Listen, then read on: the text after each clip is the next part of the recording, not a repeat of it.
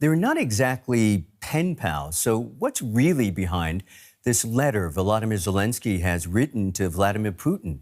The Ukrainian president has thrown down a diplomatic challenge to the Russian leader. In the first public letter Zelenskyy has addressed directly to Putin since the invasion of Ukraine, he's proposed the two leaders meet, a ceasefire and a new push to end the war. Zelenskyy wrote, Ukraine proposes ending this war through direct engagement between us and you. I am proposing a meeting. So why now? And how likely is this to lead to a meeting, a ceasefire, and a deal? Let's unpack that with our correspondents Max Zander in Kyiv and Alyona Zhabina in Riga. Max, this isn't the first time Zelenskyy has proposed talks with Russia. What's different this time? Right, indeed. Talks always seem to have been an option, at least for the Ukrainian side, over the last 4.5 years of war. And now it seems that the situation on the ground, on the battlefield, and diplomatically has indeed changed over the last couple of months. There had been sets of talks prior to this with the Ukrainians and Russians sitting down, first time in 2022 in the early stages of the war, where parts of the Ukrainian leadership had hope that perhaps the war could be brought to a quick end, that a lot of lives could be saved by negotiating. But these talks quickly collapsed after territorial disputes became apparent, after there were shifting in battlefield dynamics. Ukrainians were making some gains, but also atrocities like those in Bucha were discovered. Then last year in 2025, the Americans tried to bring the Russians and the Ukrainians together in an attempt to get a quick or negotiate a quick end to the war. These were largely exploratory talks that didn't really bring the desired output, other than highlighting that there were massive differences between the Ukrainian and the Russian side.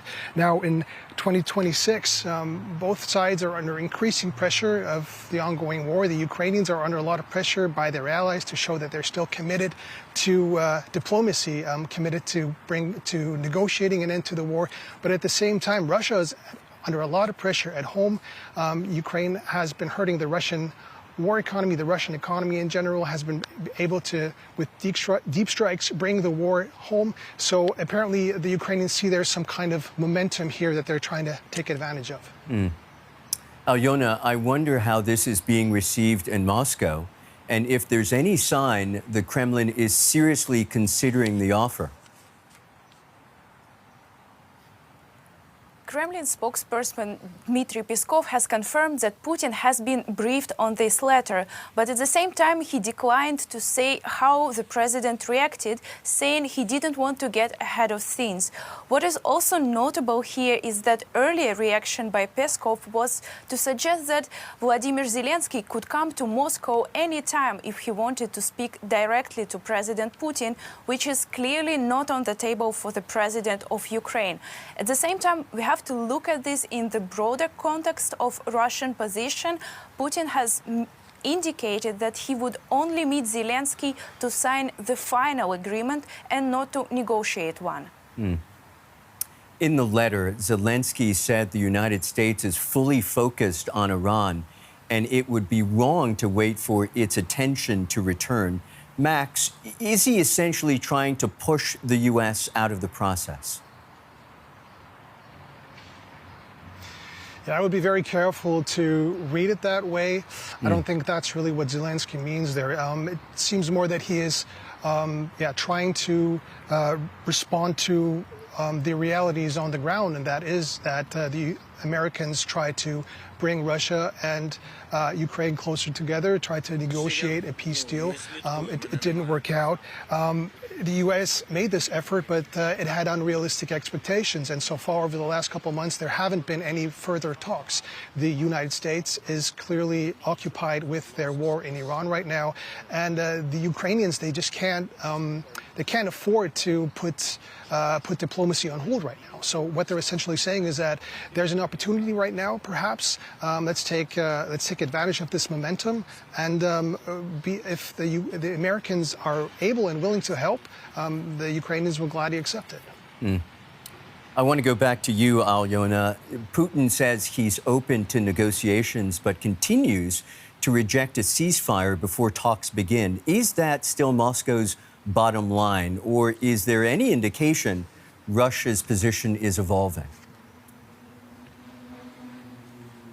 So far, there is no indication that the position is changing. Just yesterday, Putin was talking to the representatives of international media, and he highlighted that Moscow is ready for compromises, but on the basis of anchorage.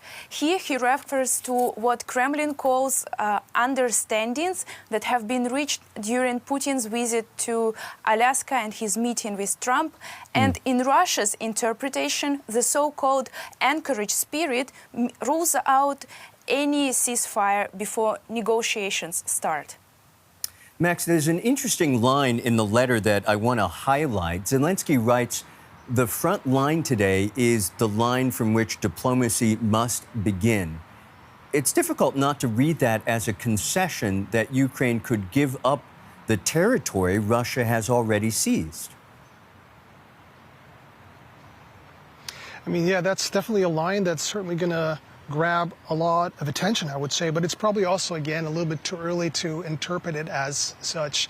It seems more that Zelenskyy is trying to say that diplomacy now must start from the realities on the ground, must take into account the front line as it is right now, the situation right now, not prior to 2022, not prior to 2014. And the language, indeed, has softened a bit from we had this language of President Zelensky's claiming or saying, promising that there would be liberation of all Ukrainian territory. So he's moved away a little bit from this, and now it's rather about taking individual steps, that being negotiating the situation right now, negotiating a ceasefire, and then perhaps further steps, peace negotiations, which would include the territorial concessions, perhaps.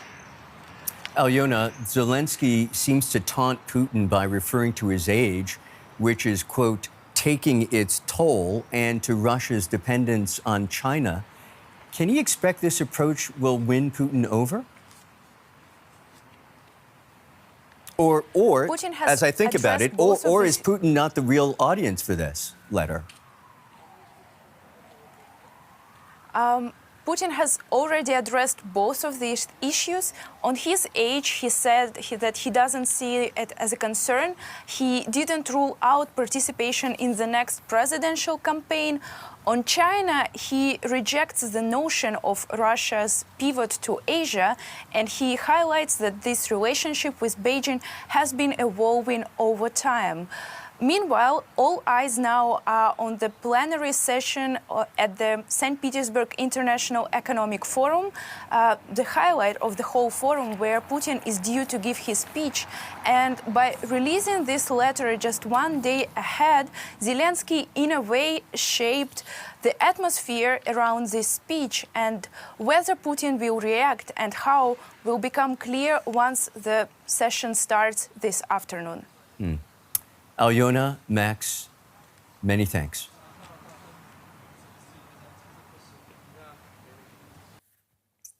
In the letter, Vladimir Zelenskyy says Ukraine cannot simply wait while the United States focuses on the conflict with Iran. President Trump was asked whether Zelenskyy was right about shifting U.S. priorities. President Zelenskyy wrote a letter to President Putin. He wants the two of them to meet to hash out the end of the war in Ukraine because he thinks you are too busy with the war in Iran. Is he right? Well, I don't know. I'm glad that they're maybe talking about meeting. I think we had a lot to do with it. I know exactly what you're doing. But I think it would be great if they met. They should get it done. Tyson Barker's been watching all things Ukraine for some time. He's a U.S. foreign policy analyst, a non-resident senior fellow at the Atlantic Council, and we're grateful he joins us now. Tyson, why now? Why this letter now? Now, there was this massive attack on Ukraine over the past couple of days. in Kyiv that has really shaken morale in Ukraine.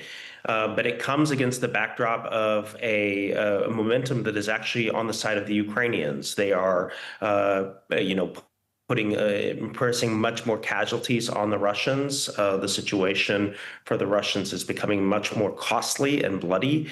And this is a moment, let's be honest, we're going into summer. This is a moment to start any kind of de-escalatory action because, on everybody's mind in Ukraine is the winter. And this is the moment of good leverage where they can start to talk about things in this front. There are also some political aspects that support Kyiv right now. First of all, the economic situation in Russia is extremely unstable. There's dissatisfaction there. The EU is providing much more support, both military assistance and just having agreed to open EU accession talks. So they've got a lot of EU backing at the moment. And of course, what has happened in Congress is also a sign that, there are many in Washington that still stand with Ukraine. It's always best to negotiate when you feel that you have some leverage. Zelenskyy says Ukraine cannot simply wait for Washington's attention to return while the U.S. is focused on Iran. How significant is that admission, and what does it tell us about Kyiv's assessment of the current U.S. position? Well, I think operationally, the Ukrainians have already kind of priced in the fact that the Trump administration has pretty much disengaged or is largely disengaged from this conflict. They've started to develop their own production lines for defense on basically everything with the exception of air defense, of PAC-3 interceptors for Patriots. That is one area where they do continue to have a reliance on the United States. And of course, that supply has been put under significant strain because of the conflict in Iran. But what Zelenskyy is doing, and Zelenskyy is a very creative leader and sometimes is willing to take risks and try unconventional approaches. And what he's doing right now is trying to shake up the diplomatic dynamic in the conflict and to see if anything results from it, either increased engagement by the United States or some outreach by the Russians on terms that would be appropriate for Ukraine. I wonder what you make of the letter's tone, Zelenskyy's whole approach. His letter lays out Putin's vulnerabilities, highlights Ukraine's strength, and then extends an invitation to negotiate. Is Zelenskyy actually trying to get Putin to the table, or is he trying to show the world, particularly Washington, that Ukraine is the reasonable actor here? I think it's both. What Ukraine wants to signal to the world is it's a country that wants peace, that it's a country that is more than willing to hold a ceasefire, to begin negotiations on the line of contact as they currently exist. But this isn't necessarily a new position, opening up negotiations at the leader level in a neutral setting, be it Switzerland or the Middle East or in Turkey, has been a consistent position that Zelenskyy has had since the Trump administration came into office. But as you mentioned, he was not, he didn't shy away from needling Vladimir Putin a little bit to talk about his own domestic vulnerabilities, including citing the pretty successful operation by Dmitry Prigozhin into Russian territory that we're coming up on the third anniversary of this, and that things are not as solid politically and stolid in the country of Russia as they might seem from the outside. We've seen in the past, including in 2023. Trump, as you know, has welcomed the idea of a Putin-Zelenskyy meeting and said both sides would have to make compromises. And of course, the devil's in those details. What do we know about the kind of compromises the administration believes could form the basis of a deal? Well, we heard from Moscow in the aftermath of this letter that they were pointing to some of the contours that they brought with them to the Anchorage meeting last year. Those include, some unilateral territorial accession to Russia in the Donbass. That's not going to be acceptable to the Ukrainians at the moment, including ceding what they call the fortress belt, so a well-protected area territorially, as a kind of price for admission into negotiations. But that would leave Ukraine extremely vulnerable to future attack. And that's that's just not going to be something that Ukraine can agree to. I mean, Ukraine's positions, I don't think anybody's really moved on their negotiating positions. Ukraine still wants to have security guarantees. They would like to have a presence in country that acts as a kind of tripwire against future attacks. They want, air cover, ISR from NATO. And of course, they want to rebuild their country on the territory that they can still control, and then continue the negotiations to try to get the occupied territories returned. The only dynamic that's really changed in the meantime is not necessarily the Ukrainians' position or the Russians' position, but more the level of engagement of the United States, which has declined precipitously since the war in Iran. We should mention Putin has not rejected the proposal outright, but neither has he accepted it. Does Russia currently have any incentive to negotiate seriously, given their declarations that they still have momentum on the battlefield? I mean, anybody who has watched this war for the past year and a half knows that Russia is losing the narrative warfare on their position on the battlefield. They said that they would take, a pretty, not even a significant amount of territory imminently. If you look back at January, February of last year, they have not taken some strategic strongholds that were supposed to fall imminently. And the level of casualties, which is known to the world and to Russians themselves, have increased, particularly as they've lost access to some of the command and control networks that they were provided by Starlink. So that has led to a bloodying of the Russian military. But Putin is very dug in on what he calls, the root causes of this conflict, which are very hard to define. And it's unclear whether or not he would be necessarily willing to negotiate if the pressure doesn't come externally from the population in Russia and his elite support. So it's still unclear whether or not they're moving. With the offer that they made, which is also an offer that this kind of dug in, is for Zelenskyy to come in a kind of tributary fashion to Moscow to meet with President Putin, but that's just a non-starter, as Kyiv has said. Tyson, I want to get into the Beltway for a moment. One of the most surprising developments came in Washington, where the House approved new aid and sanctions legislation despite opposition from Republican leadership. How significant is that vote? This is extremely significant. So this has happened on a procedural, tactic called a discharge petition, which is basically where the rank and file in the House of Representatives go around the will of the leadership in the House and jam something onto the floor for a vote. And in order to do so, you need the majority of the House to push this around, do this end run around the Speaker of the House. And of course, in order to do that in a Republican-controlled House, you have to have rebellion within the Republican ranks. And that's exactly what we have. The case remains the same. It's been this way since the beginning of the war, that an overwhelming majority of both the House and the Senate, over 70%, support Ukraine in this conflict and want to provide more assistance, both military and economic, but particularly military assistance. In contrast to the administration and some in House and Senate, House leadership in particular, which are a little more ambivalent. What they just rammed through, which hopefully the Senate will take up, is a multi-billion-dollar package for military financing to buy American kit for the conflict. And that, if it gets the Senate vote and gets the president's desk to sign, is both an indication that President Trump and his lieutenants in Congress are losing the narrative on Ukraine, but also that, the U.S. is coming back, at least from the people and from Congress, to supporting Ukraine in this conflict, which would be great. I'm curious, are we now seeing Congress attempt to shape Ukraine policy independently of the White House? I think that desire has existed among at least Democrats and even some pro-Ukrainian Republicans for a long time. But it's very hard to organize I know this from my time in the Biden administration.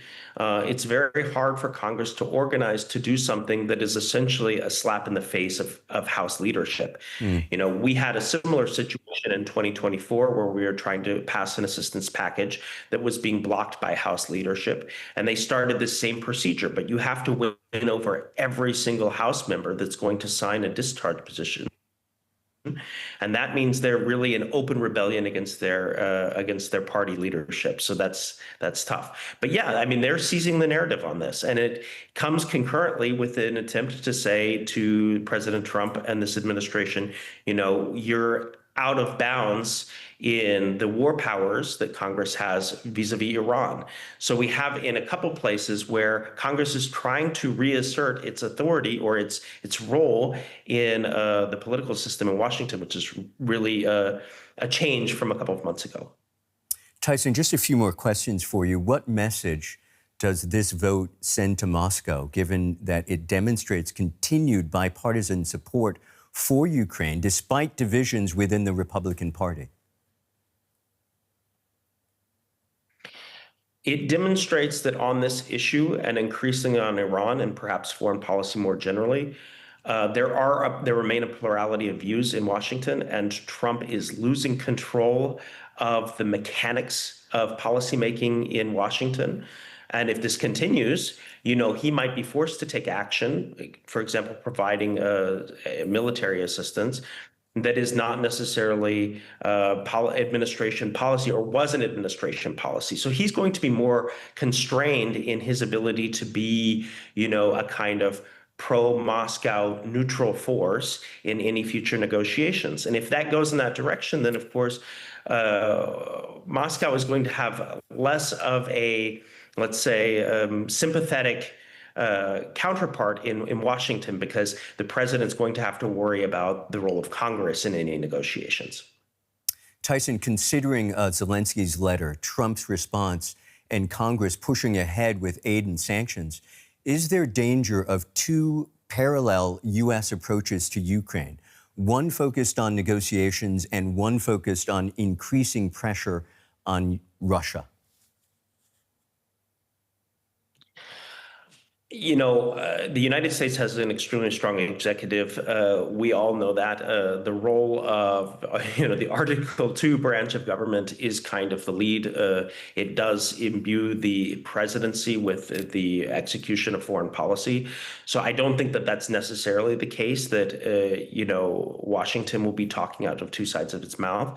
Rather, I think we're seeing pressure on the administration from Congress to get more engaged on the side of the Ukrainians to support them in this war. And that, of course, will shape the negotiating position that the administration will have, because they'll have to say, look, Congress is breathing down our necks.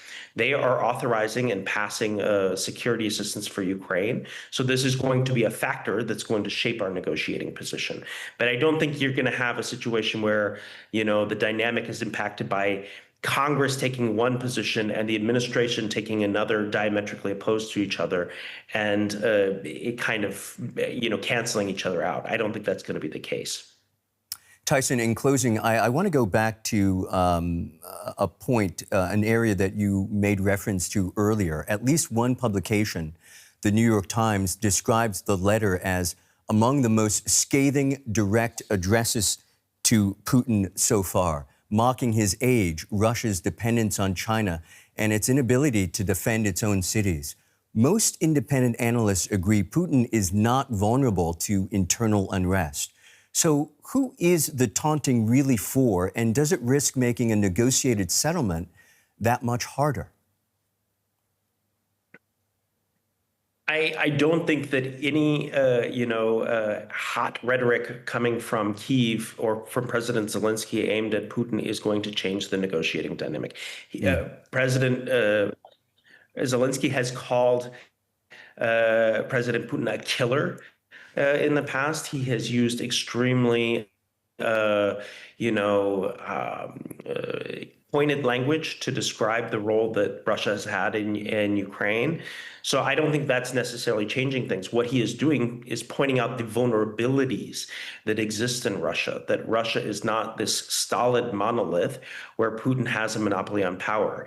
He has to contend with domestic public opinion. He has to contend with a economic situation that has some buckling happening, although energy prices has helped to stabilize it, and he has to contend with the deaths and the casualties on the battlefield, which Defense Minister Fedorov has set a target to have 50,000 casualties a month on the battlefield. That's a very tough number to stomach at home in Russia, but it is something that could continue to be the case, and we're getting close to that. So that is going to put pressure on Putin at some point to say, when can you call it a day? And what can a negotiated settlement look like that saves face for Russia? Tyson Barker, as always, really appreciate it. Thank you so much. So, what do you think? Is Volodymyr Zelensky's letter the opening shot of the end of the war? Let us know. I'm Michael Oku saying goodbye for now.